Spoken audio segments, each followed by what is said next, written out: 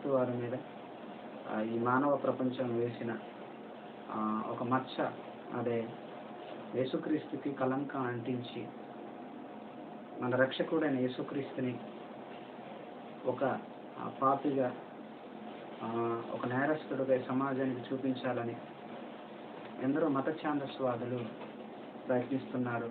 అలా ప్రయత్నించిన వారిలో ఒకడే ప్రధానంగా మరి పేరెన్నిక కలిగిన వాడు డావిన్సీ. అందుకే పాఠం ఈరోజు డావిన్సీ కోడ్ అనే పాఠాన్ని మనం ఆలోచించేద్దాం. ప్రియమైన దేవుని పిల్లలారా, డావిన్సీ కోడ్ అంటే ఏంటి, దీని ఉద్దేశం ఏంటి, ఈ డావిన్సీ ఎవరు, ఈ వివరాలను నేను షార్ట్కట్లో చెప్తాను, శ్రద్ధగా వినండి. డావిన్సీ కోడ్ ఏమండి, డావిన్సీ కోడ్పై జయశాలి సింహగర్జన అనే పాఠం మనం ఆలోచన చేస్తున్నాం. ఈ డావిన్సీ అనే వ్యక్తి మనకంటే ముందు ఈ ప్రపంచంలో యేసుక్రీస్తు మీద మొట్టమొదటిగా ఒక చెడు మాట్లాడిన వ్యక్తి 1452వ సంవత్సరంలో జన్మించాడైన ఈ లియనార్డో డావిన్సీ అనే ఈ వ్యక్తి ఇటలీలో అంకియానా అనే ఒక పట్టణంలో జన్మించాడు. ఇటలీ అంటే మనకందరికీ తెలుసు రోమా ప్రభుత్వ కాలంలో మరి ఇటలీ దేశంగా ఉన్న సమయంలో పుట్టిన వ్యక్తి డావిన్సీ. ఇతను యేసుక్రీస్తు మీద తప్పుడు బొమ్మ గీశాడు. ఎందుకంటే ఈయన ప్రపంచంలో పేరెన్నిక కలిగిన ఆర్టిస్ట్, బొమ్మలు గీసేవాడు. కాబట్టి ఈయన చెబితే ప్రపంచం నమ్మింది. ఇంతకీ ఈయన ఎవరో కాదని ఈయన క్రైస్తవుడే. ఒక క్రైస్తవుడై ఉండి తాను నమ్ముకున్న ప్రభువుకి కలంకాన్ని ఆపాదించాలనే ఒక బొమ్మ గీశాడు.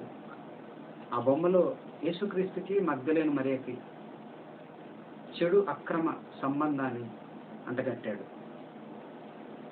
1452లో పుట్టాడు ఈయన. అంటే యేసుక్రీస్తు వారు మొదటి శతాబ్దంలో బ్రతికి మరణించాడు. మొదటి 100 ఏళ్లలో యేసుక్రీస్తు వారు బ్రతికి మరణించాడు. యేసుక్రీస్తు మరణించి వెళ్ళిపోయిన తర్వాత 1400 సంవత్సరాల తర్వాత పుట్టిన ఈ డావిన్సీ అనేవాడు యేసుక్రీస్తు మీద ఒక బొమ్మ గీశాడు. ఆ బొమ్మ ది లాస్ట్ సప్పర్ అనే యేసుక్రీస్తు వారు ప్రభు బల్ల అనే ఒక బొమ్మ. అది క్రైస్తవ ఇళ్లలో కూడా మనకు కనిపిస్తుంది. చాలా మందికి తెలియదు. అది యేసుక్రీస్తుకు వ్యతిరేకంగా యేసుక్రీస్తు కలంకాన్ని ఆపాదిస్తూ గీసిన బొమ్మని చాలా మంది క్రైస్తవులకు తెలియదు. అందుకని మన తండ్రి గారు ఈ పాఠాన్ని సిలబస్లో పెట్టడం జరిగింది. ప్రియమైన దేవుని పిల్లలారా, ఈ డావిన్సీ అనేవాడు, లియోనార్డో డావిన్సీ అనే ఈ వ్యక్తి యేసుక్రీస్తు మీద ఎందుకు తప్పుడుగా బొమ్మ గీశాడు, ఆయనకెందుకు కలంకాన్ని ఆపాదించాడు, ఈ చరిత్రను మనం చూద్దాం. ప్రియమైన దేవుని పిల్లలారా, యేసుక్రీస్తు మీద ఈ కలంకాన్ని ఆపాదించిన వ్యక్తి సాదాసీద వ్యక్తి కాదండి. ఈయన చాలా గొప్పవాడు. ఎంత గొప్పవాడంటే ఈయన గీసిన బొమ్మ, ఒక బొమ్మ మోనాలిసా అనే ఒక బొమ్మ, ప్రపంచ ప్రఖ్యాతిగాంచిన బొమ్మ. మోనాలిసా మీద ఎన్నో పాటలు కూడా రాశారు. అంటే మోనాలిసా అనేది ఒక స్త్రీ కాదు, ఒక బొమ్మ, ఒక అందమైన బొమ్మ. అలాంటి గొప్ప ఆర్టిస్ట్ ఈయన. ఏదైనా కొంచెం పేరెన్నిక కలిగిన వారు గొప్పవారు మాట్లాడితే అబద్ధాన్ని కూడా నిజంగా నమ్మే ఈ సమాజం ఇది. కాబట్టి ఈయన మోనాలిసా బొమ్మ గీశాడు. ది లాస్ట్ సప్పర్ అంటే ప్రభు రాత్రి భోజనం. ఆయన యేసుక్రీస్తు ప్రభు రాత్రి శిష్యులతో ఆ రాత్రి భోజనం చేసేటప్పుడు ఆ బల్ల కార్యక్రమంలో యేసుక్రీస్తు ప్రక్కన శిష్యులు, అదే బొమ్మలో యేసుక్రీస్తు ప్రక్కన ఒక స్త్రీ కూడా కనిపిస్తుంది. ఆ స్త్రీ ఎవరో కాదు, మేరీ మగ్దలేన్. ఈ మగ్దలేని మరియా, ఈవిడ యేసుక్రీస్తు రహస్య ప్రియురాలు అని యేసుక్రీస్తు మీద తప్పుడు ఆలోచనలు, తప్పుడు అభిప్రాయాలు వెలబుచ్చాడు. అలాంటి ఈ వ్యక్తి మనం ఆలోచిస్తే యేసుక్రీస్తును గూర్చిన అవగాహన లేని వ్యక్తి యేసుక్రీస్తు మీద ఎందుకు ఇంత చెడుగా మాట్లాడాడంటే ఈయన చరిత్రను మనం చూడాలి. ఏమండి, ఈ లియోనార్డో డావిన్సీ అనే ఈ వ్యక్తికి ఈయన చరిత్ర ఏంటో ఒకసారి మనం ఆలోచిస్తే, వీళ్ళ నాన్నగారి పేరు ఆంటోనియో డావిన్సీ, వీరమ్మ పేరు కేథరిన్. వీరిద్దరూ పెళ్లి కాకముందే ఏమండి విదేశాల్లో ఉన్న వాళ్ళ కల్చర్ ప్రకారం వీరిద్దరూ పెళ్లి కాకముందే భార్య భర్తలుగా కలుసుకొని అలా కలుసుకున్న పుట్టిన చీడపురుగే వీడు. పుట్టిన తర్వాత ఈ క్యాథరిన్ వాళ్ళమ్మ ఇతన్ని విడిచిపెట్టి వెళ్ళిపోయింది, వాళ్ళ నాన్నగారిని విడిచిపెట్టి వెళ్ళిపోయింది. అంటే వాళ్ళ నాన్నగారిని మోసం చేసి వెళ్ళిపోయింది, మోసకత్తెలాగా వాళ్ళ నాన్నగారి దృష్టిలో మిగిలిపోయింది. ఇప్పుడు తండ్రి యొద్ద పెరిగిన ఇతరికి తండ్రి ఏం నేర్పుతాడండి, తల్లి ఏం నేర్పుతుంది, దేవుడి గురించి ఏం నేర్పలేదు. అందుకనే ఈయన పెరిగిన విధానం కూడా ఏమండి అలాంటిది. ఎందుకంటే ఒక మహోన్నతుడు పరిశుద్ధుడైన యేసుక్రీస్తు వారి మీద బోర్గ జల్లిన వ్యక్తి ఇతను. మరి ఈయన విషయంలో ఎందుకు ఈ ప్రపంచం నమ్మిందంటే ఈయనకు చాలా పేరు ప్రఖ్యాతులు ఉన్నాయి. ప్రియమైన దేవుని పిల్లలు ఆలోచిద్దాం.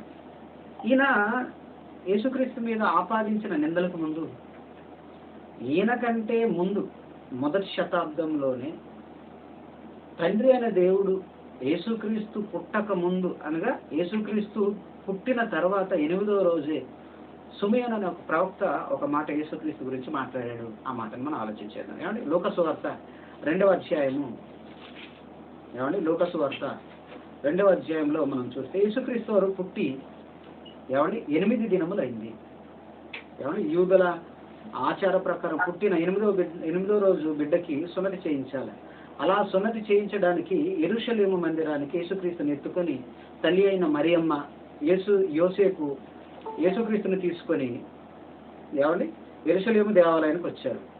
అప్పుడు ప్రవక్త అయిన సుమయోను యేసుక్రీస్తును ఎత్తుకొని యేసుక్రీస్తు గురించి పలికిన ఆ మాటను ఒకసారి మనం చూద్దాం. కరెక్ట్గా వచనాన్ని మనం చూస్తే 33, 34 వచనాలు చూద్దాం.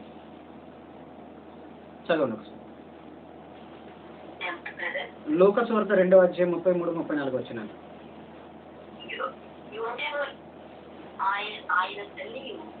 ఆయనను గూర్చి చెప్పబడిన మాటలను విని ఆశ్చర్యపడి సుమయోను ఆయన దీవించి, ఇదిగో అనేక హృదయాలోచనలు బయలుపడినట్లు ఈ సమయంలో అనేకులు పట్టుకును తిరిగి లేచుటకును వివాదాస్పదమైన గుర్తుగా ఈయన నియమింపబడుతున్నాడు. చాలు, థ్యాంక్ యూ అండి. యేసుక్రీస్తు గురించి వ్రాయబడిన మాట, ఇశ్రాయేలీయులలో అనేకులు హృదయాలోచనలు బయలుపడుటకు, అనేకులు పడుటకు తిరిగి లేచుటకు యేసుక్రీస్తు వారు వివాదాస్పదమైన ఒక గురుతుగా కనిపిస్తాడని పుట్టిన 8వ దినాన 8 రోజులు భూమి మీద పుట్టి 8 రోజులు ఉన్న పసికందు గురించి దేవుడు రాయించిన మాట. అంటే యేసుక్రీస్తు వారు పుట్టుకతోనే ఈయన ఈ ప్రపంచానికి ఒక వివాదం లాగే కనిపిస్తాడు. వివాదం, గొడవ. ఈయన విషయంలో ప్రపంచమంతా అనేక ఆలోచనలు ఏమైపోతాయి, బయలుపడతాయి. కాబట్టి బయలుపడినప్పుడు వెలుగు వచ్చినప్పుడు చీకటి పారిపోతుందండి. మీరు గమనించారు లేదో, మన రాత్రిపూట టార్చ్ లైట్ వేసినప్పుడు అక్కడ చీకటి ఉండదు, లైట్ వస్తే చీకటి పారిపోయింది. ఇప్పుడు యేసుక్రీస్తు గొప్ప వెలుగు భూమి మీదకి వచ్చాడు. ఆయన బోధనలో వెలుగు. ఆయన వచ్చిన వెంటనే చీకటి పారిపోతుంది.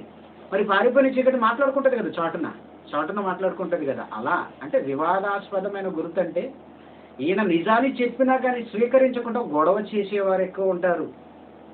చాలా మంది అనుకోవచ్చు, మంచివాడికి వివాదాలు ఏముంటాయండి అంటే, మంచిగా ఉన్నందుకు కూడా ఈ సమాజము చెడును ఆపాదించాలని చూస్తుంది. అవతల వాళ్ళు గొడవ చేస్తారు. మీకు అర్థమైందా? నేరం చేయనప్పుడు కూడా నేరం చేశారని అభియోగాలు వేసి నేరస్థాపన చేయడానికి అనేక మంది వస్తారు. నేరస్థాపన చేసినంత మాత్రాన నేరస్తుడు కాదు. యేసుక్రీస్తు వారి మీద నేరస్థాపన చేయడానికి గొడవ చేస్తారే కానీ అవి ఆధారము లేని నేరస్థాపనలు చేస్తారని దేవుడు ముందుగానే యేసుక్రీస్తు గురించి రాయబడిన మాట. ఈ మాట చదివినప్పుడు మనకి చాలా ధైర్యం వస్తుందండి. మనకి పాఠం తెలుసు కాబట్టి, మనకి ఈ విషయం తెలుసు కాబట్టి ముందుగానే మనము చదువుకున్నాం, మనకందరికి తెలుసు కాబట్టి మనం ధైర్యంగా ఉన్నాం. కానీ మన తండ్రి గారు జయశాలి గారు ప్రపంచంలో మొట్టమొదటిగా బైబిల్ పక్షాన రంకె వేసి యేసుక్రీస్తు పతితుడు, పావనుడు, యేసుక్రీస్తు పరిశుద్ధుడు అని రంకె వేసి ప్రపంచాన్ని ఛాలెంజ్ చేసి సవాలు చేసి ఏమండి యేసు పక్షాన నిలబడ్డాడు కాబట్టి ఈరోజు మనం ఆయన వెనకాల ఈజీగా వెళుతున్నాం. ఆయనే కాదండి, మనము కూడా అలా యేసుక్రీస్తును గురించి ఎవరైనా తప్పుడుగా మాట్లాడినప్పుడు వివరణ ఇవ్వాలి. ఖచ్చితంగా బైబిల్ ప్రకారం ఇవ్వాలి. బైబిల్లో యేసుక్రీస్తు గురించి ఇలాంటి వివాదాలు వస్తాయని దేవుడు ముందే వ్రాయించారంటే ఖచ్చితంగా దానికి ఆన్సర్. వాళ్ళు వేసిన ప్రతి కౌంటర్కి రీకౌంటర్గా ఖచ్చితంగా బైబిల్ ఆన్సర్ ఉంటుంది. కాబట్టి అలాంటి ఒక 2 కౌంటర్స్ ఏమంటే ఈ డావిన్సీ అనేవాడు మాట్లాడాడు. ఏమంటే ఈ డావిన్సీ 1452లో ఈ బొమ్మ గీశాడు, యేసుక్రీస్తుకు కలంకం ఆపాదించాడు, మనకు అందరికి తెలుసు.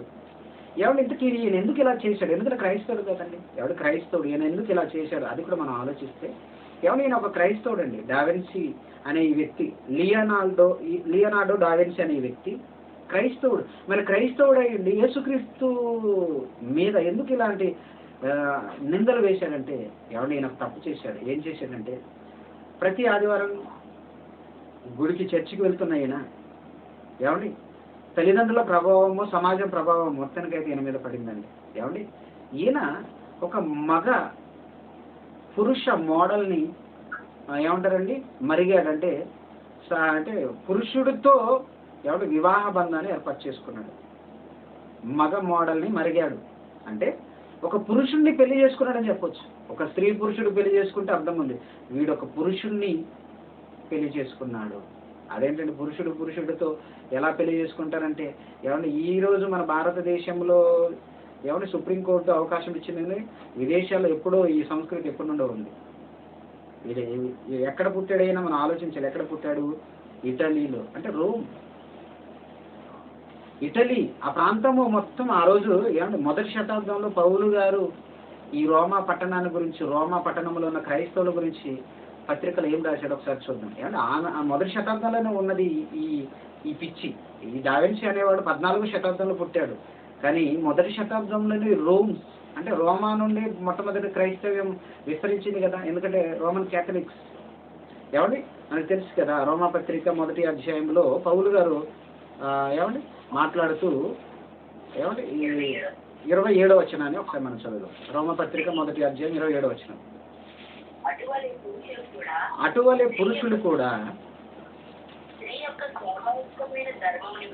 స్త్రీ యొక్క స్వాభావికమైన ధర్మమును విడిచి పురుషులతో పురుషులు అవాచ్యమైనది చేయుచు తమ తప్పిదమునకు తగిన ప్రతిఫలము పొందుచు ఒకరి ఎడల ఒకరు కామాతప్తులైరి. ఏమండి కామముతో కళ్ళు మూసుకొని పురుషులతో పురుషులు అవాచ్యమైనది. ప్రకృతి ధర్మం కాదండి. ప్రకృతి ధర్మం ఏంటో తెలుసా? ఒక స్త్రీ పురుషుడు పెళ్లి చేసుకోవాలి, వారి గర్భాల నుండి పిల్లలు రావాలి. ఒక పురుషుడు పెళ్లి చేసుకుంటే పిల్లలు ఎలా వస్తారండి? ప్రకృతి విరుద్ధం. అంటే పిల్లలు రారు. కానీ కామ వాంఛతో, శరీర కోరికలతో, పురుషుడైతే ఏంటి స్త్రీ అయితే ఏంటనే ఒక చెడు కోరికతో వీడు ప్రవర్తించాడు. యథావిధిగా చర్చికి వెళ్ళొస్తున్నాడు, యథావిధిగా పురుషుడితో ఈ సంబంధం పెట్టుకున్నాడు. మరి ఏదో ఒక రోజు బయటపడుతుంది కదండి, ఖచ్చితంగా బయటపడుతుంది. బయటపడింది, చర్చి పెద్దలకు తెలిసింది. చర్చి పెద్దలు చర్చిలో నుండి బహిష్కరించారు. బహిష్కరిస్తే అప్పుడు పగబట్టాడండి. కాబట్టి చర్చి పెద్దల మీద పగబట్టొచ్చు, కానీ చర్చికి ప్రధాన కారణమైన యేసుక్రీస్తు మీదే పగబట్టి అప్పుడు గీసిన ఒక బొమ్మే ది లాస్ట్ సప్పర్ అనే ఒక బొమ్మ గీశాడు.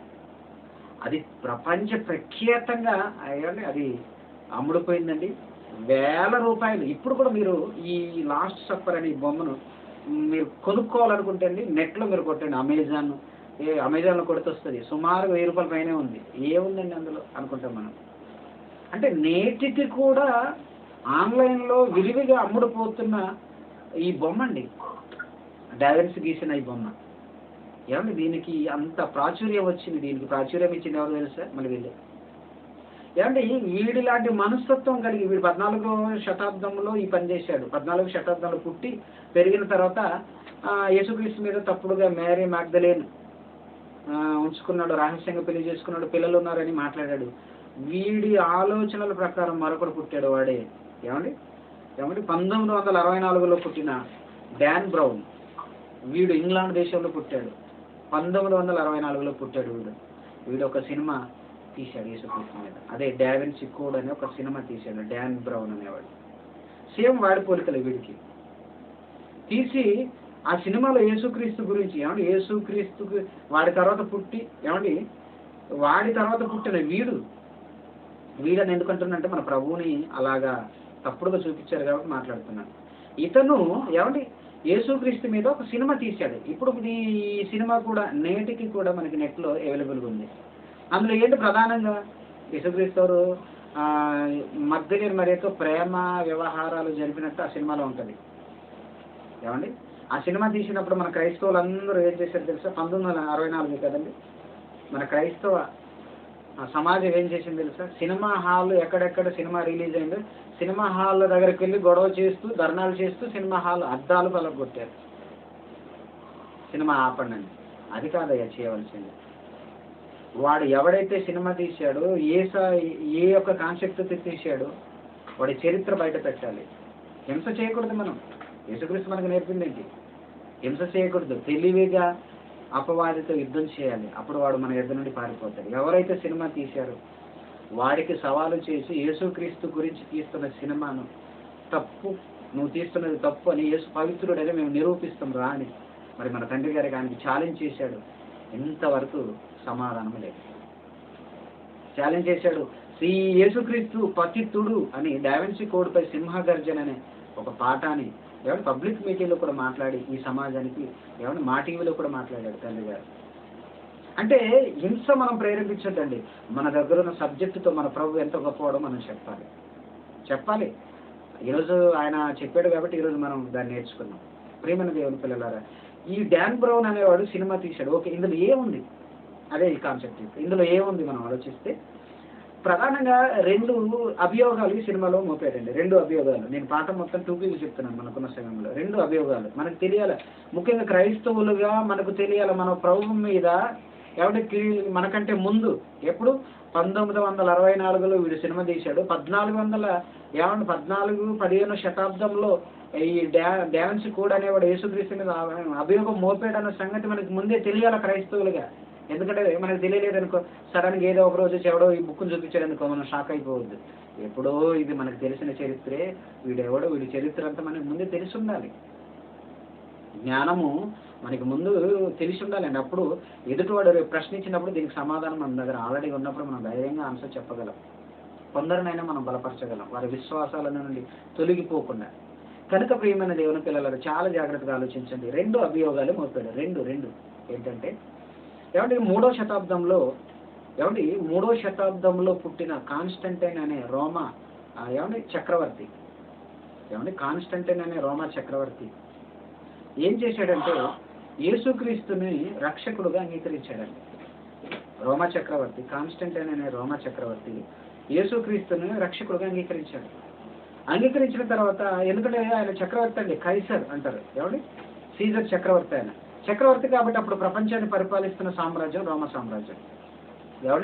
ప్రపంచాన్ని పరిపాలిస్తున్న సామ్రాజ్యం రోమా సామ్రాజ్యం. దాని తర్వాత కదండి బ్రిటిష్ సామ్రాజ్యం రవి అస్తమించిన సామ్రాజ్యంగా గొప్పగా వచ్చింది. దానికి ముందు రోమా సామ్రాజ్యం. ఇప్పుడు రోమా సామ్రాజ్య చక్రవర్తి 3వ శతాబ్దంలో కాన్స్టంటైన్ అనే ఇతను ఏం చేశాడంటే క్రైస్తవ్యాన్ని అధికార మతంగా ప్రకటించాడు. కాబట్టి అనేక మంది క్రైస్తవ్యాన్ని స్వీకరించారు. ఆ క్రమంలో యేసుక్రీస్తును గొప్పగా ప్రేమించిన ఈయన శిలువ పట్టుకొని అనేక ప్రాంతాలకు యుద్ధానికి వెళ్ళాడు, గెలిచి వచ్చాడు. బాగానే ఉంది. కానీ ఈయన ఏం చేశాడంటే యేసుక్రీస్తును గూర్చిన చరిత్ర అనేక మంది సువార్తలు రాశారు. ఈ కాన్స్టంటైన్ ఏం చేశాడంటే 80 సువార్తల పుస్తకాలు దొరికాయి. యేసుక్రీస్తు గురించి రాసిన, యేసుక్రీస్తు చరిత్ర రాసిన 80 సువార్తలు దొరికాయి. ఈరోజు మనకి ఎన్ని ఉన్నాయండి బైబిల్లో? 4. మత్తయి సువార్త, మార్కు సువార్త, లూకా సువార్త, యోహాను సువార్త. కానీ 80 సువార్తలు దొరికాయి. అందులో యేసుక్రీస్తుకు చాలా వ్యతిరేకంగా కొన్ని సువార్తలు ఉన్నాయి. వాటిని అన్నిటిని తీసివేసి ఇదిగో యేసుక్రీస్తు గురించి మంచిగా ఉన్న ఈ 4 సువార్తలను మాత్రమే బైబిల్లో చేర్చాడు ఈయన. ఈయన చక్రవర్తి అయ్యాడు కాబట్టి అంతా ఈయన చేతిలో ఉంది కాబట్టి ఈయన ఇలా చేశాడండి. లేకపోతే యేసు చరిత్ర ఇది కాదు. యేసు గురించి యేసు కోసం సువార్తలు రాసిన పుస్తకాలు ఇంకా కొన్ని ఉన్నాయి. ఫిలిప్పు గారు రాశారు, పేతురు గారు రాశారు సువార్తలు యేసు గురించి. ఏమండి, మేరీ మగ్దలేని కూడా రాసింది తన ప్రేమ వ్యవహారం అందులో. వాటిని అన్నింటినీ తీసివేశాడు. యేసుక్రీస్తు, వీళ్ళ భాషలో చెప్పాలంటే యేసుక్రీస్తు గురించి చెడుగా మాట్లాడతారు కదా వాళ్ళ ఉద్దేశం.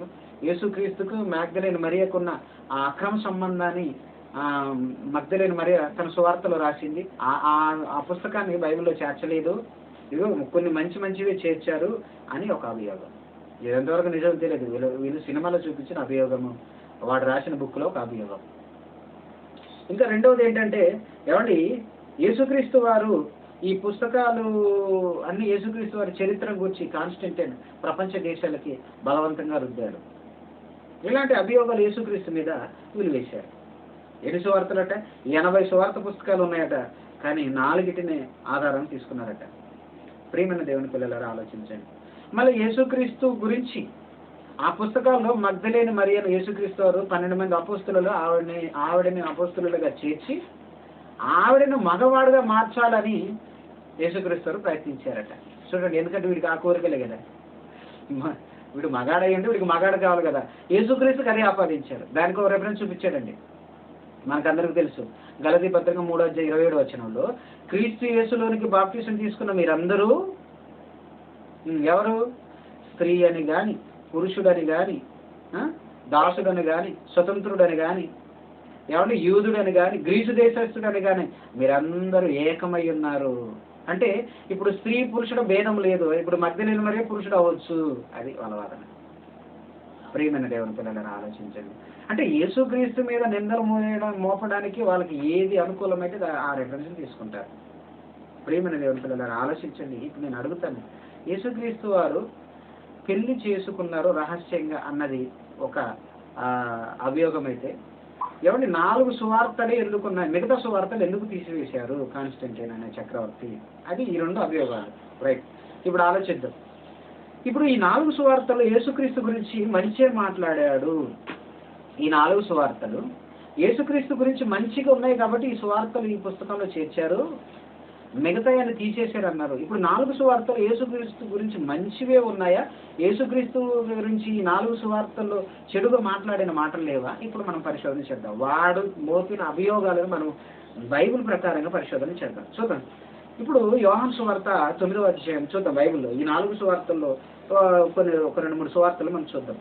యోహాను సువార్త 9వ అధ్యాయం 4వ వచనంలో యేసుక్రీస్తు గురించి ఈయన దేవుని యొద్ద నుండి వచ్చినవాడు కాదని, ఈయన దేవుడు కాదని వాళ్ళు మాట్లాడుతున్న సందర్భం. రైట్, చదవండి. పగలున్నంత వరకు నన్ను పంపిన వారి క్రియలు మనము చేయుచుండవలెను. అప్పుడు ఎవడనూ చేయలేడు.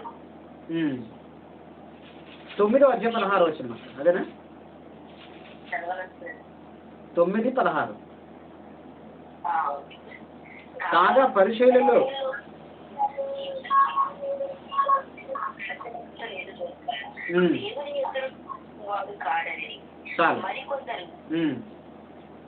మరికొందరు పాపి అయిన మనుష్యుడు ఇలాంటి సూచక క్రియలు ఎలాగూ చేయగలడనేది వారిలో చాలు. ఇప్పుడు యేసుక్రీస్తు గురించి, యేసు దేవుని కుమారుడని, యేసు గొప్పవాడని ఈ 4 సువార్తలు ఉందన్నారు కదా. ఇక్కడ యేసుక్రీస్తు గురించి ఆ సమాజం ఏమని మాట్లాడుకుంటుంది? పరిశీలనలో కొందరు ఏమన్నారు, ఈయన దేవుని యొద్ద నుండి వచ్చిన వాడు కాడు అనిరి. అంటే దేవుని యొద్ద నుండి వచ్చిన వాడు కాడు అనిరి అంటే దేవుని యొద్ద నుండి వచ్చిన వాడు కాడు అనిరి అంటే దేవుడని ఒప్పుకోలేదు. దేవుడని ఒప్పుకున్నాడు. దేవుడు, ఈ యేసుక్రీస్తు దేవుడు, ఆయనకు అనుకూలమైన వచనాలు ఈ 4 సువార్తల్లో ఉన్నాయంటే పొరపాటు. ఇంకా 2వ మాట అన్నారు, పాపి అని అన్నారు. ఈ మనుష్యుడు పాపి అని మేమెరుగుదుము. 24వ వచనంలో ఉంటుంది. 24వ వచనంలో కాబట్టి వారు గుడ్డివాడ ఇండిన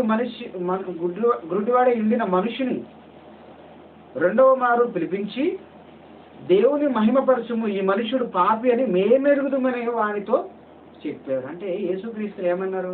గొప్పవాడన్నారా?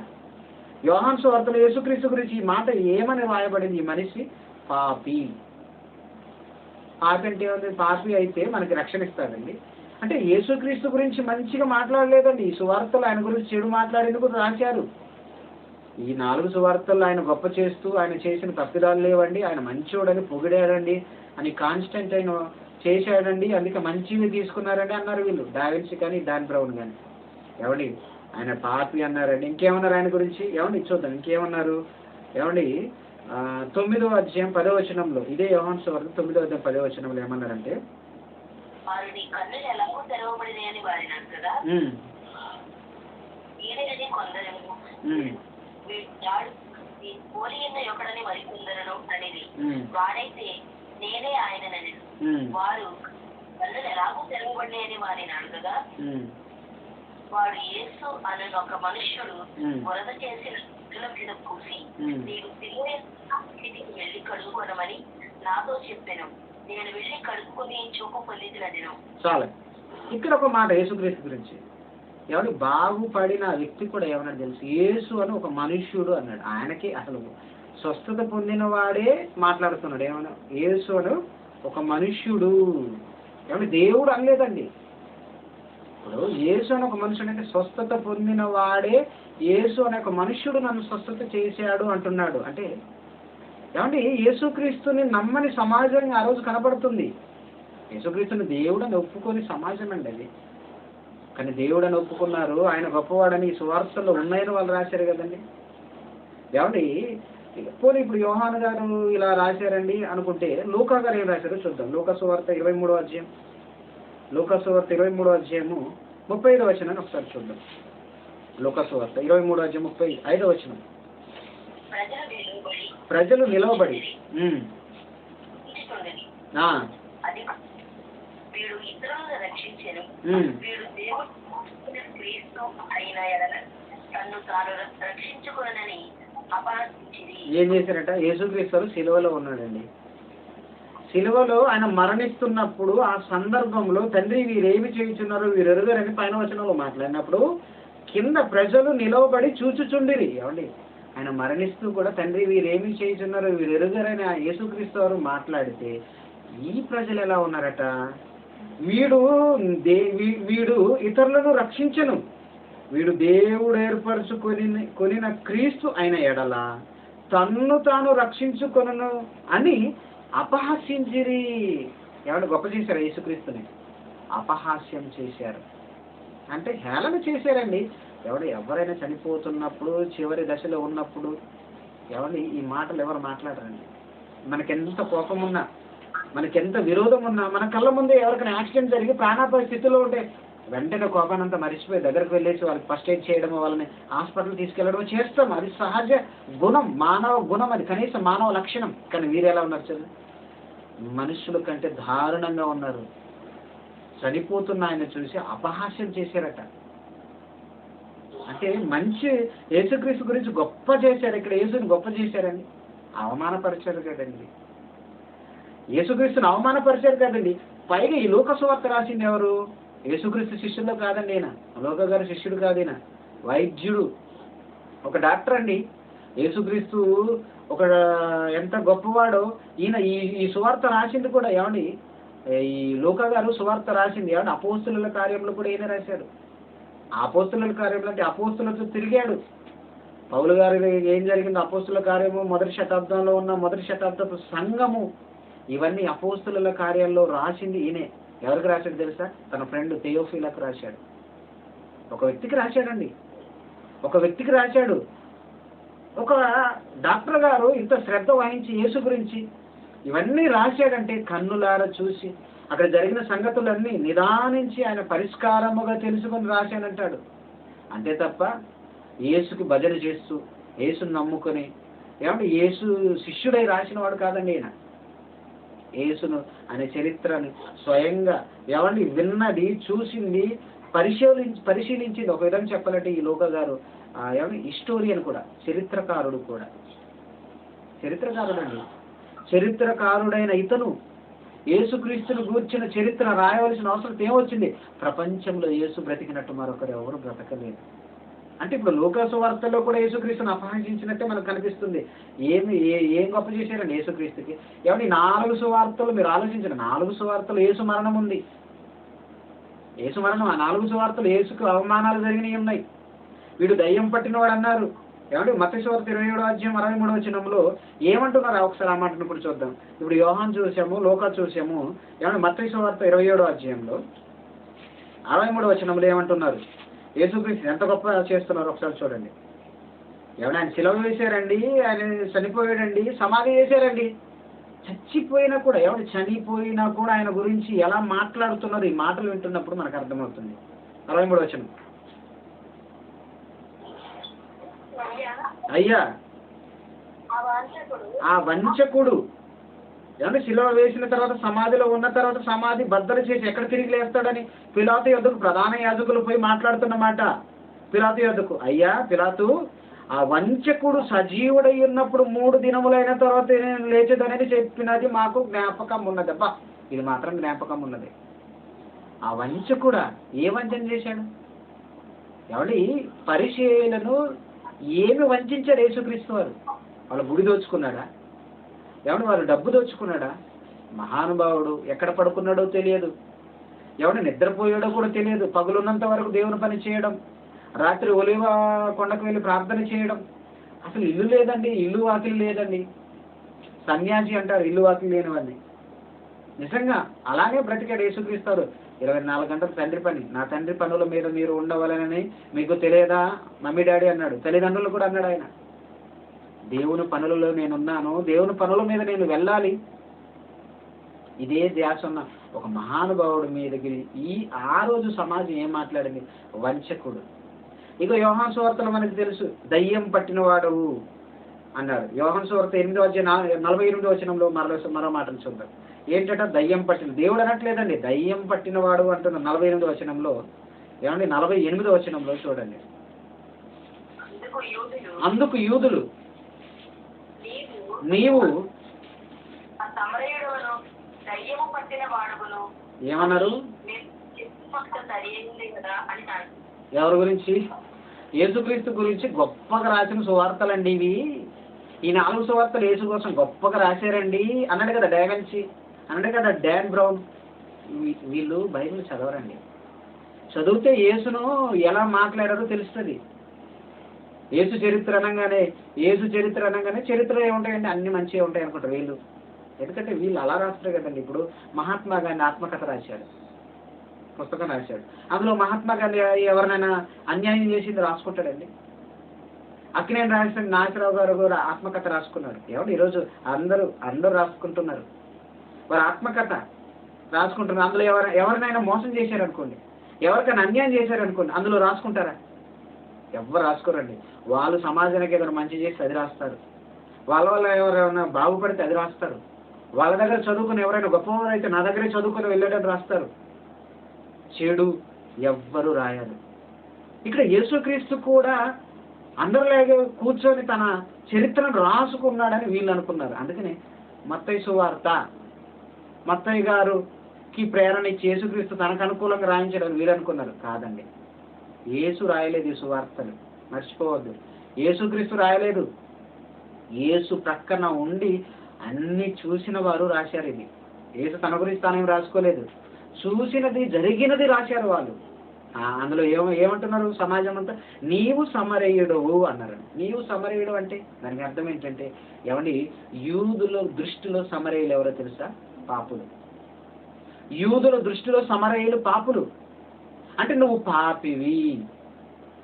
సమరయ స్త్రీ గురించి మనకు తెలుసు. సమరయ స్త్రీ యేసుక్రీస్తు వద్దకు వచ్చినప్పుడు, ఏమంటే యాకోబు బావి దగ్గరకు వచ్చినప్పుడు, అమ్మా నీకు ఎంతమంది భర్తలు అన్నాడు కదా యేసుక్రీస్తు వారు. అప్పుడు ఆమె చెప్పింది. అప్పుడు యేసుక్రీస్తు అంటాడు, ఇప్పుడు ఉన్నవాడు నీవాడు కాదు అని ఆ సందర్భంలో మాట్లాడినప్పుడు. అంటే సమరయ్యలకి ఎంతమంది భర్తలు ఉంటారో తెలియదు, అంటే పాపులుగా వాళ్ళు భావించారు. ఎందుకంటే ఇప్పుడు ఉన్నవాడు కాడు నీవు కూడా కాదంటే భర్త లేడు ఆవిడతో, ఎవరో ఉన్నారు. అంటే అక్కడ ఎలా కనిపిస్తుందంటే ఆ సమాజం ఎలా కనిపిస్తుందంటే ఎవరు భర్త, ఎంతమంది భర్తలు ఉంటారు ఒక స్త్రీకి. అంటే ఇలాంటి సిచ్యువేషన్లో సమరయ్యలు ఉన్నారు. ఇప్పుడు వాళ్ళతో పోల్చి మాట్లాడుతున్నారు యేసుక్రీస్తుని ఏమని?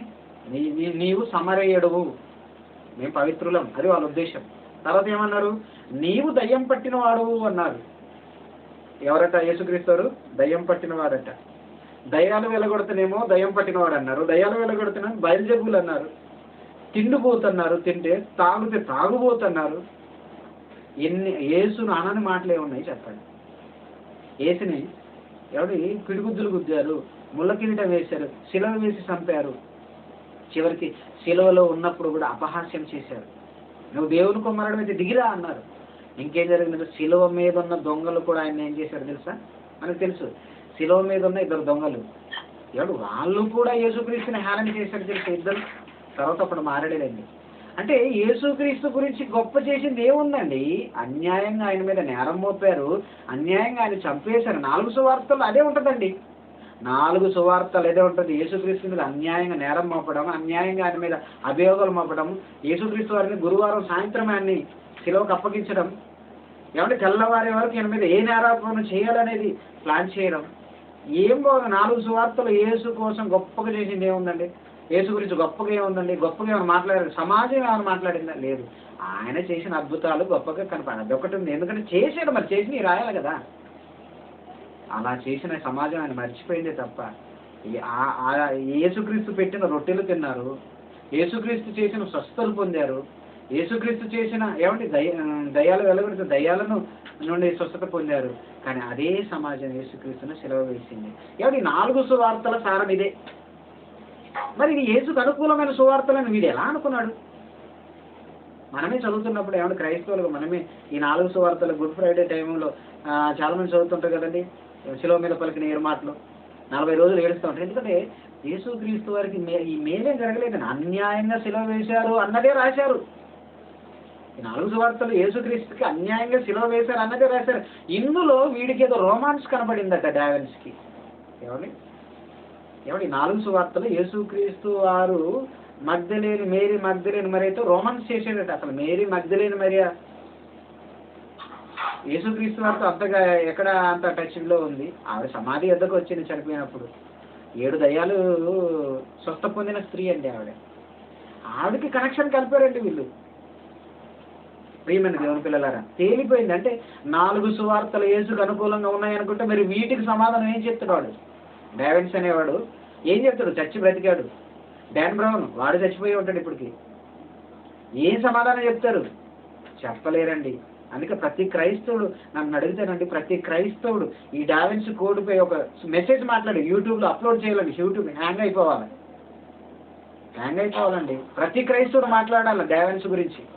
ఎందుకంటే మన ప్రభు కోసం మాట్లాడాడండి వాడు అన్యాయంగా. మన కోసం రక్తం ఖర్చి ప్రాణం పెట్టిన ప్రభు కోసం మాట్లాడు. ప్రతి ఒక్కడు మాట్లాడి పెట్టాలి సమాధానం. డావెన్స్ అని కొడితే ప్రతి ఒక్కడు ప్రశ్నిస్తున్నట్టు మెసేజ్ కనపడాలండి. ప్రియమైన దేవుని పిల్లలను ఆలోచించండి. అదండి. అంటే మొదటి అభియోగము తప్పు. వాడు చేసిన అభియోగంలో ఆధారాలు లేవు. 4 సువార్తలు యేసుకు అనుకూలంగా లేవు. ఇక రెండో అభియోగం ఏంటో తెలుసా? యేసుక్రీస్తు మగ్దలేని మరియను రహస్యంగా పెళ్లి చేసుకున్నాడు. వీడు వెళ్ళి చూశాడు. ఏమంటే యేసు చనిపోయిన తర్వాత 1400 సంవత్సరాల తర్వాత పుట్టిన ఈ డావెన్స్ అనేవాడు వెళ్ళి చూశాడు. సమకాలికుడు వీరేమన్నా ఆలోచించండి. అంటే అభియోగం మోపడానికి కూడా ఆధారాలు ఉండాలి. ఏమున్నాయి ఆధారాలు? ఎవడు యేసుక్రీస్తు మేరీ మగ్దలేని మరియను రహస్యంగా పెళ్లి చేసుకోవాల్సిన అవసరం ఏమొచ్చింది? పోనీ యేసుక్రీస్తు వారు ఏమైనా పెళ్లి చేసుకుంటే ఏమైనా తప్ప? యేసుక్రీస్తు వారు పెళ్లి చేసుకుంటే ఏమైనా తప్ప? యేసు మాటలు పునికి పుచ్చుకున్నా, యేసు దగ్గర బోధ నేర్చుకున్నా పౌలు గారు ఏం మాట్లాడుతున్నారు ఒకసారి చూద్దాం. కొరింథీయులకు రాసిన మొదటి పత్రిక 7వ అధ్యాయం 3-4 వచనాలు చూద్దాం. కొరింథీయులకు రాసిన మొదటి పత్రిక 7వ అధ్యాయం 3-4 వచనాలు చూద్దాం. ఎవరి పౌలు గారు ఏం మాట్లాడుతున్నారు? యేసు ద్వారా ఎవరి సువార్తలోకి వచ్చిన పౌలు గారు మాట్లాడుతున్నారంటే యేసు మాటలే పౌలు గారు మాట్లాడుతున్నారు. ఆయన ఏం మాట్లాడుతున్నారు? పెళ్లి గురించి ఆయన ఏం మాట్లాడుతున్నారు అది చూద్దాం. 7వ అధ్యాయం ఏమంటే 2-3 వచనాలు.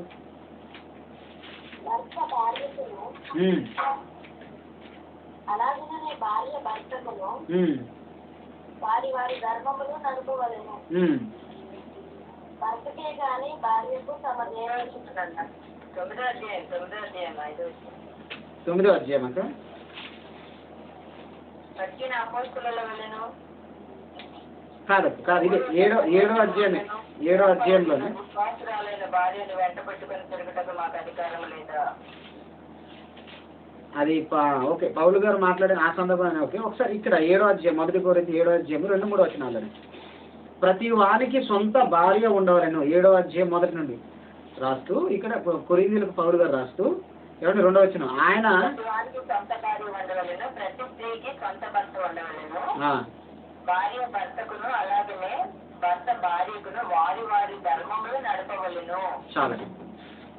అంటే మీరు ఆలోచించండి, ప్రతి పురుషుడికి సొంత భార్య ఉండాలి, ప్రతి స్త్రీకి సొంత భర్త ఉండాలి అని బోధించిన యేసుక్రీస్తు వారు పెళ్లి చేసుకుంటే ఆమె తప్ప అండి? యేసుక్రీస్తు వారు పూర్వ మేరీ మగ్దలేనే మరియనే ప్రేమించాడు అనుకుందాం, పెళ్లి చేసుకోవచ్చు కదా, పెళ్లి చేసుకోవచ్చు అని బోధించిన యేసుక్రీస్తు వారు పెళ్లి చేసుకోవచ్చు కదా, చేసుకుంటాడు. పెళ్లి ఏమైనా నేరం అనలేదు కదా, వివాహమును నిషేధించలేదు కదా యేసుక్రీస్తు వారు, వివాహం చేసుకోండి అన్నాడు కదా. మరి యేసుక్రీస్తు వారు వివాహం చేసుకుంటాడు, మరి చేసుకోలేదంటే అసలు యేసుక్రీస్తు వారికి వివాహం చేసుకుని సంసారం చేసే టైం ఎక్కడదండి? నా తండ్రి పనుల మీద మీరు ఉండవాలని మీకు తెలియదా మమ్మీ డాడీ అన్నాడు ఆయన. ఎప్పుడు 12 ఏళ్ళకి. మళ్ళీ ఒక రోజు వచ్చింది మరియమ్మ గారు. అనుకుందాం ఒకసారి, అనుకుందాం, బైబిల్ అక్కడ లేదు కానీ మీరు ఆలోచించండి ఒకసారి, ఒక మానవ మాత్రలో మనం ఆలోచిద్దాం. 12వ అధ్యాయంలో మత్తయి సువార్తలో ఉంటుంది. యేసుక్రీస్తుని బోధిస్తున్నప్పుడు తన సహోదరులు అంటే యేసుక్రీస్తు తమ్ముళ్ళు మరియమ్మ గారు వచ్చారు. ఎక్కడికి? ఒక ఊరికి వచ్చారు. ఆయన బోధిస్తుంటే ఇంటి ప్రక్కన నుండి టెలిగ్రామ్ పంపారు, ఇక మీ అమ్మ వచ్చిందని కబురు పంపారు. అప్పుడు యేసుక్రీస్తు ఏమన్నారు?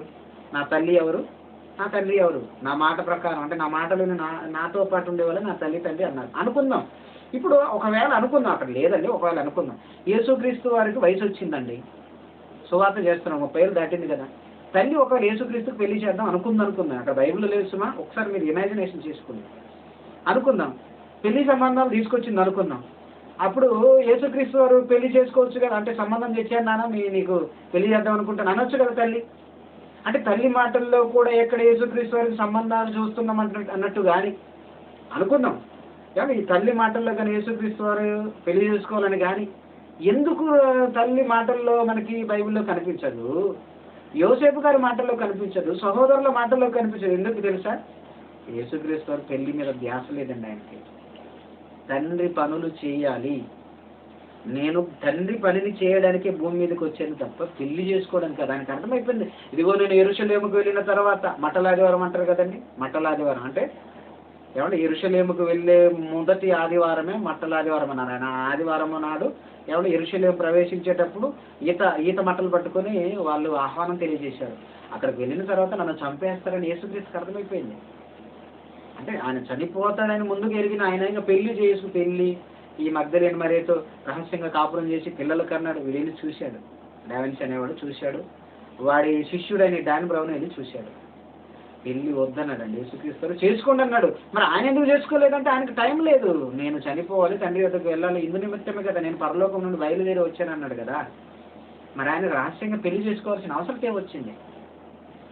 ఒకవేళ పెళ్లి చేసుకోకూడదు యేసుక్రీస్తు అని ప్రవచనాలు ఎక్కడైనా రాయబడిందా? మీరు ఆలోచించండి. ప్రవచనాలు యేసుక్రీస్తు వారు కన్యమరియ గర్భాన పుడతాడు, ఎవరి ఆయన అనేకులను స్వస్థపరుస్తాడు, మన పాపాల కోసం మరణిస్తాడని ఉంది తప్ప ఆయన పెళ్లి చేసుకోడు అని ఒకవేళ ఇక్కడ ఉన్నా యేసుక్రీస్తు వారు ఆ విషయాన్ని ఏమైనా ఎత్తి మాట్లాడా? ఆలోచించండి. అంటే యేసుక్రీస్తు వారి లేని దాన్ని ఆపాదించాలని మేరీ మగ్దలేని గురించి అపోహ అండి. ఏమండి ప్రియమైన దేవుని పిల్లలు ఆలోచించండి. ఇప్పుడు యేసుక్రీస్తు వారి గురించి వీరు ఇలా మాట్లాడడానికి బైబిల్లో వారికి కొన్ని సందర్భాలు వాళ్ళని ఇబ్బంది పెట్టాయి. ఏంటంటే మీరు ఆలోచించండి, మేరీ మగ్దలేనికి వీళ్ళు ఎందుకు ఇలా కలంక వంట కట్టారంటే, యేసుక్రీస్తు వారు చనిపోయి తిరిగి లేచిన తర్వాత మొట్టమొదట యేసు సమాధి వద్దకు వెళ్ళిన మేరీ మగ్దలేని. వెళ్ళిన తర్వాత యేసు తిరిగి లేచాడు. అప్పుడు ఆ తోటలో ఆవిడ యేసుక్రీస్తు గురించి ఏడుస్తూ ఉంటుంది, ఆయన దేహం లేదని. మనకు ఆ సందర్భం తెలుసు. ఒకసారి చూద్దాం యోహాను సువార్తలో. ఏమండి ఆ సందర్భంలో మేరీ మగ్దలేను యేసును అతిగా ప్రేమించిందండి, ప్రభు అని ప్రేమించింది. ఏమండి అలా ప్రేమించిన ఆవిడ ఏమండి తోటలోకి వెళ్ళింది, ఏమండి సమాధి వద్దకు వెళ్ళింది, తోటమాలి అనుకుంది. 20వ అధ్యాయము 14వ వచనం. ఏమండి ఆమె ఏడుస్తుందట. 13వ వచనం నుండి చదువుదాం. వారు అమ్మ ఎందుకు ఏడుస్తున్నావని చదవండి. ఆమె నా ప్రభువుని ఎవరు ఎత్తుకొని పోయిరి నాకు తెలియదని చెప్పాను. ఆ మాట చెప్పి వెనుక తట్టు తిరిగి యేసు నిలిచినట్టు చూసిన గాని ఆయన యేసు అని గుర్తుపట్టలేదు. యేసు అమ్మ ఎందుకు ఏడ్చుచున్నావు, ఎవరిని వెతుకుచున్నావు అని ఆమెను అడుగగా ఆమె ఆయన తోటమాలి అనుకుని, అయ్యా నీవు ఆయనను మోసుకొని పోయిన ఎడల ఆయనను ఎక్కడ ఉంచితువో నాతో చెప్పుము, నేను ఆయనను ఎత్తుకొని పోవద్దునని చెప్పాను. చాలు. ఇక్కడ మనం ఆలోచిస్తే అంటే ఇప్పుడు మేరీ మగ్దలేను వీళ్ళు ఇప్పుడు పచ్చ కామర్లు వచ్చిన వాడికి ఊరంతా పచ్చగా కనిపిస్తుంది అన్నప్పుడు ఇది యేసుక్రీస్తు వారు చనిపోయారని సమాధి వద్దకు వచ్చింది ఆవిడ. కొన్ని రహస్య ప్రేమికుడు అనుకుందాం, వీళ్ళ భాషలో వీళ్ళు ఇదే కోట్ చేశారు. రహస్య ప్రేమికురాలు కాబట్టి సమాధి వద్దకు వెళ్ళిందండి. ఆ సమాధి వద్దకు వెళ్ళి ఏం చేయడానికి? యేసుక్రీస్తు వారిని ప్రేమ కలాపాలు నడపడానికి వెళ్ళిందా? తోట దగ్గరికి వెళ్ళినప్పుడు యేసుక్రీస్తు వారు కనిపించలేదని ఆవిడ ఏడుస్తుంటే ఏమండి ఆయన దేహాన్ని లేదనేసరికి ఏడుస్తుందండి. ఎందుకు ఏడుస్తుంది ఆవిడ? యేసుక్రీస్తు వారిని అతిగా ప్రేమించింది. ఏ ప్రేమ? శరీర ప్రేమ కాదు ఆవిడ. ఆయన మా ప్రభువు, నా రక్షకుడు, రబ్బూని అని పిలిచింది. అక్కడ రబ్బూని అంటే ఏంటి? ఏమన్నా అక్కడ రబ్బూని అని పిలిచిందండి. ఇంకా మరి పోనీ వీళ్ళు ఒకవేళ రహస్య ప్రేమతో ఉంటే యేసుక్రీస్తు ఆమెతో సంభాషిస్తున్న సంభాషణ ఒకసారి మనం చూద్దాం. ఏమంటే వాళ్ళు అనుకున్న ప్రకారమే యేసుకి ఆవిడకి ఏమంటే ప్రేమ నడిచింది అనుకుంటే ఏమంటే అటు కూడా ఆలోచించాలి కదా, కీడేసి మేలంచాలి కదా అనుకుంటే ఇప్పుడు వాళ్ళ సంభాషణ ఒకసారి మనం చూద్దాం. సంభాషణ ఎలా ఉంది? యేసు ఆమెను చూచి మరియా అని పిలిచాను. 16వ వచనం.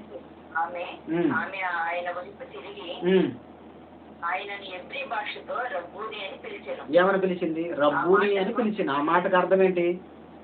బోధకుడా అని అర్థం. ఏమని పిలిచింది? బోధకుడా అని పిలిచిందా, ప్రియుడా అని పిలిచిందా?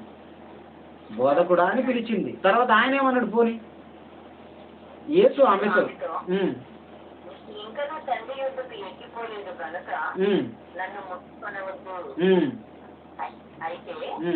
నా సహోదరుల వద్దకు వెళ్ళి నా తండ్రియు మీ తండ్రియు నా దేవుడును మీ దేవుడునైన వాని యొద్దకు ఎక్కిపోవచ్చున్నానని వారితో చెప్పమనిను. ఎంత మంచి మాట చెప్పారండి. నా తండ్రియు మీ తండ్రియు అంటే నాకు తండ్రి ఎవరు? నీకు తండ్రి ఆయనే అమ్మ. అంటే వీళ్ళిద్దరు ఏమవుతారు? ఒక తండ్రికి పుట్టిన పిల్లలు ఏమవుతారు? సహోదరుడు సహోదరి. ఇక్కడ వీళ్ళ సంభాషణ ఎంత పవిత్రంగా ఉంటే ఏమండి ఆవిడ ఒక్కతే ఎందుకు వెళ్ళింది అని మాట్లాడుతున్నారంటే వీళ్ళని ఏమనాలి చెప్పండి? నా తండ్రియు మీ తండ్రియు. వాళ్ళ సంభాషణ చూడండి.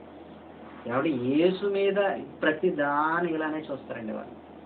పెళ్లి చేసుకోవడానికి అంత అడ్డంకులు ఏం లేవు. యేసుకు పెళ్లి చేసుకోవచ్చు, అసలు ఇల్లే లేదు ఆయనకి.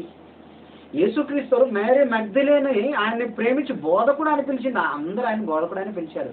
యేసుక్రీస్తు ఆయన పవిత్రుడండి. ఆయన బ్రతుకున్నప్పుడు ఆయన మాటలాడిన మాటను ఏమన్నా ఆయన ఒకవేళ యేసుక్రీస్తు వారు పచ్చిడమే చేస్తే ఆయన బ్రతుకున్నప్పుడు ఛాలెంజ్ చేశారు. మనకు తెలిసిన సందర్భం 8వ అధ్యాయంలో, యోహాను సువార్తలో 8వ అధ్యాయంలో ఆయన ఏం మాట్లాడుతున్నాడో మనకు అందరికీ తెలుసు. ఏమన్నా నాలో పాపం ఉన్నదని ఏమన్నా 45వ వచనంలో నేను సత్యంనే చెప్పుచున్నాను గనుక మీరు నన్ను నమ్మరు. 46వ వచనం నా యందు పాపం ఉన్నదని మీలో ఎవడు స్థాపించును. ఏమంటే ఈ మాట చెప్తే ఒకవేళ యేసుక్రీస్తు వారు ఈ మాట చెబితే, ఒకవేళ యేసుక్రీస్తు వారు కనుక ఈ మేరీ మగ్దలేనిని ప్రేమించి రహస్యంగా పెళ్లి చేసుకుంటే ఊరుకుంటారండి యేసుక్రీస్తుని? అసలే ఈయన శిలువ మరణానికి వెక్కినప్పుడు ఏ నేరం దొరుకుతుందా అని నక్కి ఎదురు చూసిన వాళ్ళు వీళ్ళంతా. ఇప్పుడు ఈవిడ మేరీ మగ్దలేని మరియను రహస్యంగా పెళ్లి చేసుకుంటే వీళ్ళు విడిచిపెడతారు. ఆ మాట చెప్తే నాలో పాపం ఉన్నదని మీలో ఎవడు స్థాపించినని చెప్తే వీళ్ళు విడిచిపెడతారా? విడిచిపెట్టరండి. అన్యాయంగానే సిలువేశారు. ఇక ఇది దొరికితే ప్రభు కాదు, ఈయన రక్షకుడు కాదని లోకానికి ప్రచారం చేసేవాళ్ళు. ఒక పవిత్రుడండి, కలంకుడండి. మనం అన్ని కోణాల్లో బైబిల్ ఆలోచించాలండి. ఎందుకంటే శత్రువు ఎటు నుండి దాడి చేస్తాడో తెలియదు. ఇప్పుడు ఈ పాయింట్ కూడా మాట్లాడచ్చు. మేరీ మగ్దలేని ఎందుకు వెళ్ళింది సింగిల్గానే? ఎందుకంటే ప్రేమికులు అట్లా వెళ్తారు కదా సింగిల్గా. వీళ్ళ వాదన అలానే ఉంటుంది. కానీ అక్కడ వెళ్ళి వాళ్ళ సంభాషణ ఏంటి ఈ బైబిల్లోనే మళ్ళీ మనకు చూపిస్తారు. నాలో పాపం ఉన్నదని మీలో ఎవడు స్థాపించడు అన్నాడు కదా. మరి దాని సంగతి ఏంటంటే మనం ఇది చూపించాలి.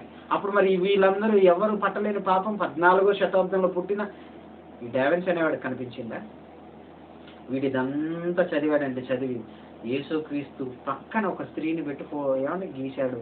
ఆ గీసిన ఆ స్త్రీయే వీడు కల్పించిందండి. ది లాస్ట్ సప్పర్ అనే ఆ బొమ్మలో యేసుక్రీస్తు పక్కన ఒక స్త్రీని గీశాడు. యాక్చువల్గా యేసుక్రీస్తు రొమ్మును ఆనుకుని ఉన్నది ఏమండి యోహాన్ గారండి. ఆయన కూడా ఏమంటే యూదులు అంటే వాళ్ళు వెంట్రుకలు పెంచుతారు. ఏమంటే ఆ బొమ్మను వీడు కావాలని గీసి ఈవిడ మేరీ మ్యాగ్దలేన్ అని యేసుక్రీస్తుకు కలంకం ఆపాదించాడు. మరి డావిన్సీ కోడ్లో ఉన్న వివరణ ఇది. వాడు కోడ్ చేశాడు యేసుక్రీస్తును నేరస్తుడిగా స్థాపించడానికి. బైబిల్లో ఆయనకు అనుకూలంగా కాన్స్టంటైన్ చేశాడని ఆయన మీద నేరస్థాపన చేశాడు. ప్రియమైన దేవుని పిల్లలారా, ఇప్పుడు వాడెవడు రోమా వాడు, ఏమో ఇటలీ వాడు నేరారోపణ చేస్తే ఈ బ్రిటన్ వాడండి. వీడు బ్రిటన్ వాడు ఎవరు సినిమా తీసిన వాడు డాన్ బ్రౌన్, ఇంగ్లాండ్ దేశం వాడండి. Britain, the great Britain. దేనికి బాబు? క్రైస్తవ దేశం అండి. క్రైస్తవ దేశంలో పుట్టిన వీడు కూడా ఏమండి యాక్చువల్గా ఈ బ్రిటన్కు గొప్ప పేరేంటో తెలుసు బైబిల్ ప్రకారం? రవి అస్తమించిన సామ్రాజ్యంగా బ్రిటన్ దేశం మారడానికి, బైబిల్ ప్రపంచ దేశాలకి తీసుకువెళ్ళడానికి దేవుడు ఆ దేశానికి రోమా సామ్రాజ్య తర్వాత అంత అధికారం ఇచ్చాడు. అంటే ప్రపంచానికి బైబిల్ సత్యాన్ని తీసుకువెళ్ళింది బ్రిటన్ దేశమే. ఈవెన్ మన భారతదేశం కూడా 200 సంవత్సరాలు బ్రిటిష్ వాళ్ళు మనం పరిపాలించారు. అప్పుడే వచ్చింది బైబిల్, తెలుసా? అంటే బైబిల్ ప్రపంచ దేశాలకి వెళ్ళడానికి, అంటే ప్రింట్ అయిన బైబిల్ గురించి నేను మాట్లాడుతున్నాను. ప్రింటింగ్ అంటే ఈ ప్రింటింగ్ బైబిల్ మన చేతికి రావడానికి, ప్రపంచ దేశాలకు వెళ్ళడానికి బ్రిటన్ కారణమైతే, అదే బ్రిటన్లో పుట్టిన డాన్ బ్రౌన్ అనేవాడు యేసుక్రీస్తు గురించి తప్పుడుగా సినిమా తీస్తాడా? నేటికి ఉందండి ఆ సినిమా. ఆయన వివాదాస్పద గుర్తుగానే ఉంటాడు తప్ప ఆయన ఎవరు మచ్చగలిగిన వాడుగా నిరూపించలేరు. ఎందుకంటే మనం ఉన్నాం కదా, బైబిల్ ఉంది కదా, మనల్ని నమ్ముకున్నాడు తండ్రి అనే దేవుడు. నా పిల్లలు నా పక్షాన వాదిస్తాను. అందుకనే ఆయన ఇచ్చిన గర్భఫలం, ఆయన ఇచ్చే బహుమానం, నా పిల్లలు గుమ్మములో నిలబడి నా విరోధులతో వాదించాలి. అలాగ మీ పిల్లల్ని తయారు చేయమని దేవుడు బాధ్యత మనకే ఇచ్చాడు. దేవుడు దిగనవలసిన అవసరం లేదండి. పిచ్చుక మీద బ్రహ్మాస్త్రం అంటారు. దేవుడు ఎందుకండి? మనం చాలు. మనల్ని నమ్ముకున్నాడు దేవుడు. మన పిల్లల్ని అలా పెంచాలి. ఎవడి జయశాలి గారు అలా పెరిగారు, సింహగర్జన చేశాడు. ప్రతి ఒక్కడు యేసు మీద మాట్లాడిన ప్రతి ప్రశ్నకు సమాధానం ఇలా శాంతియుతంగా బైబిల్ ప్రకారంగా లాజికల్గా లీగల్గా యేసు పక్షాన నువ్వు నేను వాదించాలి. ఇదే ఈ పాఠం యొక్క మంచి ఉద్దేశం. నువ్వు నమ్ముకున్న ప్రభు గురించి స్వాత చెప్పడానికి వెళ్తే యేసుక్రీస్తు ఇలాంటి వాడు నేను చెప్పగానే నిలబడి వాడికి గంటైనా నువ్వు చెప్పాలి. ఎందుకంటే వాడి మీద ఆల్రెడీగా మాకు తెలుసు అని నువ్వు మాట్లాడాలి. డావిన్స్ ఎవడు, వాడి చరిత్ర ఏంటి నువ్వు చెప్పగలగాలి. ఎందుకంటే ఒక పవిత్రుడి మీద నేరం ఆపాదించేటప్పుడు వీడు పవిత్రుడై ఉండాలి. వీడు బ్రతికే సరిగా లేదు, వీడి తల్లిదండ్రులే సరిగా లేదు. వీడెవడండి యేసు గురించి మాట్లాడడానికి? కానీ యేసు పక్షాన మనం వాదించాలి. అదండి ఈ పాఠంలోని ముఖ్య ఉద్దేశం. కనుక ప్రియమైన దేవుని పిల్లలారా, డావిన్సీ కోడ్పై జయశాలి సింహగర్జన. మన తండ్రి గారు సింహగర్జన చేశారు. మరి పులికి, ఒక సింహానికి పిల్లలు సింహాలే ఉంటాయి. మరి మనం కూడా సింహాలుగా ఉండాలని. ఎందుకంటే సింహం అంటారు ఏంటండి అంటారు. మరి యేసుక్రీస్తు ఎవరు? యోధా గోత్రపు సింహం. మరి మనం ఎవరు? పిల్లిలోమా? పారిపోతామా? వద్దండి, పులిలాగా సింహంలాగా నిలబడదాం ప్రభు పక్షాన. మనం పర్సనల్గా ఎవరేమన్నా తగ్గుదాం, అవసరమైతే బాధలు పడదాం, కానీ ప్రభు పక్షాన ఖచ్చితంగా నువ్వు నిలబడి మాట్లాడాలి. ఎవరైనా సరే, స్త్రీ పురుషుడు అని భేదం లేదు, అందరూ క్రీస్తునందు ఏకమై ఉన్నారు. కనుక ఈ మనసు కలిగి మీరందరూ ప్రభు పక్షాన వాదించాలన్నదే నా ఉద్దేశం. ఎందుకంటే పౌలు గారు వాదించారు, క్రీస్తును నిరూపించాడు. అంటే ప్రతి స్థలంలో విజయోత్సాహంతో క్రీస్తు స్వార్థను ప్రకటించాడు. క్రీస్తు పక్షాన వాదించడానికి మేము నిలబడ్డమన్నారు. ఈరోజు వాదించే వాళ్ళు ఎవరు ఉన్నారండి? ప్రభు కోసం సుమా, ప్రభు కోసం వాదించే వారు ఎవరున్నారు? నీవు నేను కావాలి. అదే తండ్రి అయిన దేవుని ఉద్దేశం, యేసుక్రీస్తు వారి ఉద్దేశం, పరిశుద్ధాత్మ దేవుడి ఉద్దేశం, భూమి మీద మన ఆత్మీయ తల్లి జయశాల గారి ఉద్దేశం, అందరి ఉద్దేశాలు అదే. మనం అలా ఉండాలని కోరుకుంటూ ఈ పాఠాన్ని ముగించుకున్న ప్రార్థన చేసుకుంటాం.